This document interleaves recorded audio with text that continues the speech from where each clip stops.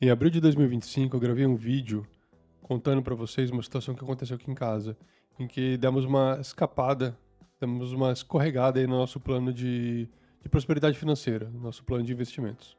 E hoje, passado aí cerca de 4 meses, eu queria contar para vocês que tudo que se passou nesse tempo todo, se a gente conseguiu sanear os problemas, o que fizemos, enfim, contar toda essa história. E de repente você tem alguma coisa aí no seu dia a dia que você pode se inspirar nessa situação aí para aprender alguma coisa também. Vamos lá então? Só recapitulando aí nossa história rapidinho, a gente teve uma série de dificuldades no passado e conseguimos superar essas dificuldades. Eu aprendi muita coisa nesse caminho todo e com isso eu estudei, aprendi muita coisa sobre educação financeira, sobre investimentos e por isso que a gente tem esse canal aqui para tentar devolver aí para vocês, para a sociedade, né, tudo que a gente aprendeu e tudo que a gente conquistou nesse tempo todo. E em 2022 a gente mudou do Brasil para Portugal e nessa situação a gente vendeu nossa casa no Brasil. Então tínhamos um capital razoável, considerável, né? E ficamos morando aqui cerca de 3 anos de aluguel. E a vida estava seguindo, só que aconteceu uma coisa no mercado imobiliário aqui em Portugal que ele explodiu. Assim, tanto o custo das casas quanto os aluguéis, assim, cada mês que a gente passava, a gente via os custos subindo, subindo, subindo, subindo. E aí foi quando a gente decidiu comprar uma casa aqui também. Não estava nos planos iniciais, mas enfim, temos que estudar e fazer um ponto de situação na nossa vida financeira o tempo todo, né? Então a gente estava com medo que o aluguel subisse além do que a gente tinha capacidade de pagar e chegar nesse ponto a gente também não conseguia comprar uma casa porque os preços estavam subindo.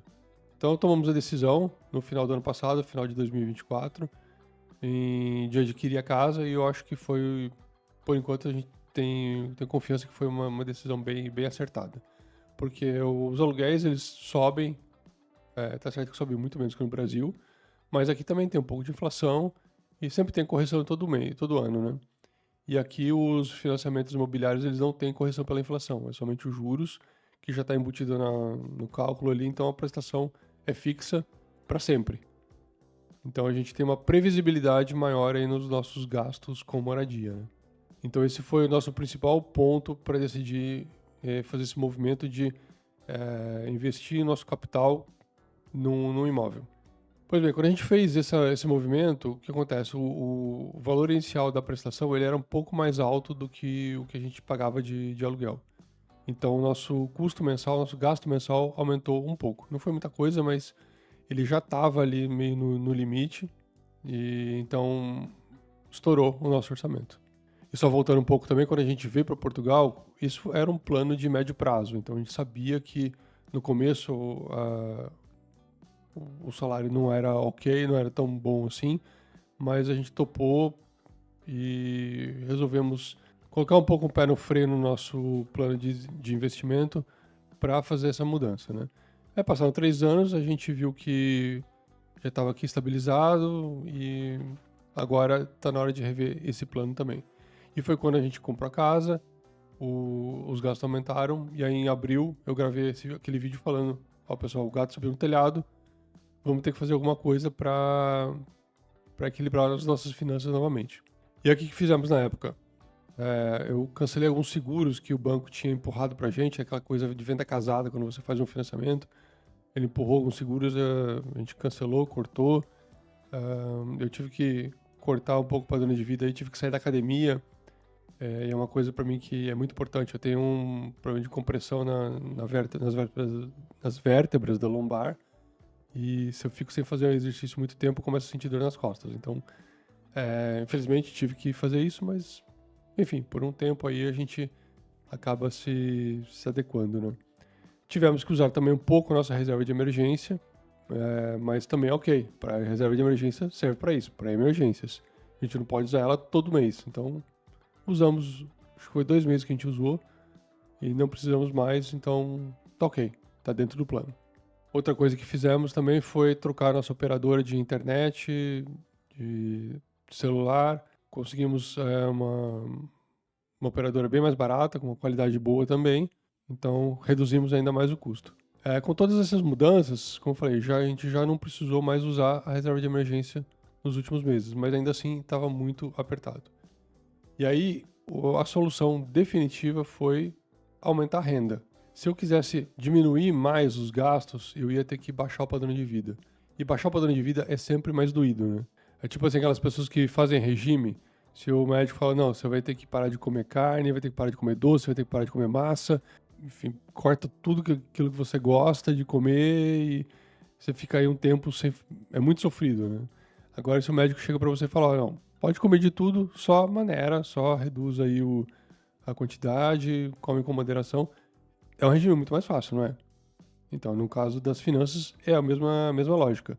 Se você continua com o mesmo padrão, mas de repente só diminui a frequência que você vai comer fora, por exemplo, reduz esses gastos aí que não trazem mudança de qualidade de vida, né? Tipo uma internet mais barata, um seguro que você não usa, uma tarifa bancária que você não precisa, um cartão de crédito que te cobra anuidade que você também não está precisando. Essas coisas não baixam o seu padrão de vida, é muito mais tranquilo.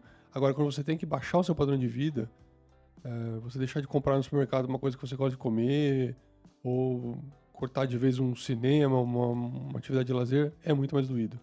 Então, eu não quis fazer, não optei por essa atitude mais radical. Então, para isso, para equilibrar, eu tive que aumentar a renda. E foi quando eu comecei a procurar um outro emprego. Deu tudo certo, consegui mudar de emprego, o salário melhorou bastante. E agora a gente já está de novo com caixa no positivo, né? Com as finanças aí no azul de novo. E agora a gente vai começar a refazer o nosso portfólio de investimentos. Eu tive que sacar muita coisa na época que a gente comprou a casa, né? Então tá tudo desbalanceado lá. Eu basicamente deixei só os REITs, que é uma aplicação que eu acho bem legal, assim, porque ela gera dividendos mensais ou trimestrais, né? E alguma coisinha de reserva de emergência também, mas proteção de capital, foi tudo embora. Então, eu vou refazer esse plano de investimentos e vou gravar isso no vídeo futuro também para a gente compartilhar com vocês. Acho que vai ser bem legal para a gente mostrar toda a nossa tese aí de investimento, qual que é o racional em cada uma dessas caixinhas que a gente vai alocar. Então, se você gosta disso aí, quer ter uma dica nesse sentido, já aproveita e se inscreve no canal. E se gostou desse vídeo aí, também dá um joinha que ajuda bastante a gente, né? Como eu sempre falo, se não ganho nada com esse canal, eu tô produzindo esse conteúdo para vocês.